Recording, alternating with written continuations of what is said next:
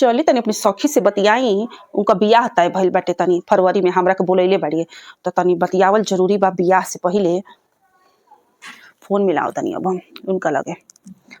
Hello, हाँ सखी, का हो तू तो बड़ी खुश लागत तारू, बियाह तय भइल बा ना।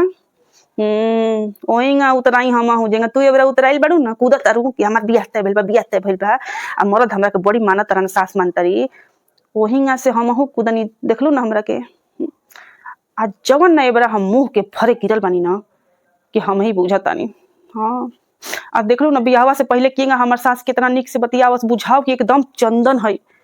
अब बियाहवा बदवा का जने का हो गइल बाटे कि जेंगा सपोना लपटा जलसन चंदन पर, ओहिंगा से उनका विष समा गइल बाटे।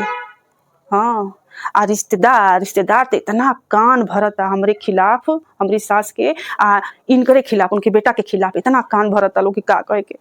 सभी ई कहता कि लइकवा काहे बदल गेल बा, तहार लइकवा काहे बदल गेल बाटे, बियाहवा के बदवा इंगा त ई ना रहले हैं, इंगा ना रहने हैं। हाँ?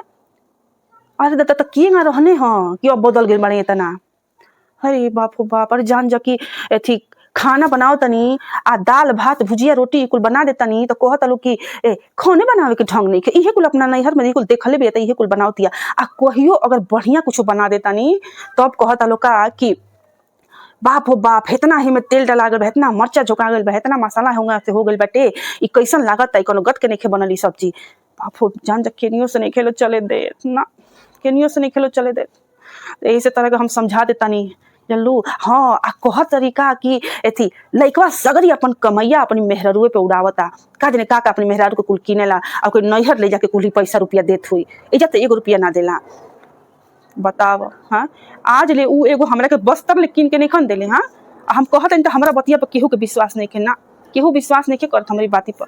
सबे जानता कि पतोहिया झूठ बोलतिया, झूठ बोलतिया। जान जा कि ससुरा में रहला पर पतोही लोग खाली अथी के शिकार बालो, झूठ के, जानलू। हाँ, और कुछ नहीं के। यही से तरह हम समझा देतनी कि तू बियाह से पहले बहुत सोच विचार ला, जानलू, तब बियाह कर, ढेर उतरा मत हमरी खानी। यही से तार लगे हम फोन कैनी है, जानलू। हाँ, अब रख तनी फोन, ना तो केहू सुन ली ना तो फिर हमरा पर बरसे लगी लो। ठीक बा, रख तनी, फिर बाद में बताएं, समय समय पर सब बताएं ना, एक साथ सगरी बता दी हम। रख तनी, चलो। अरे दादा हो दादा, चलो तनी हम।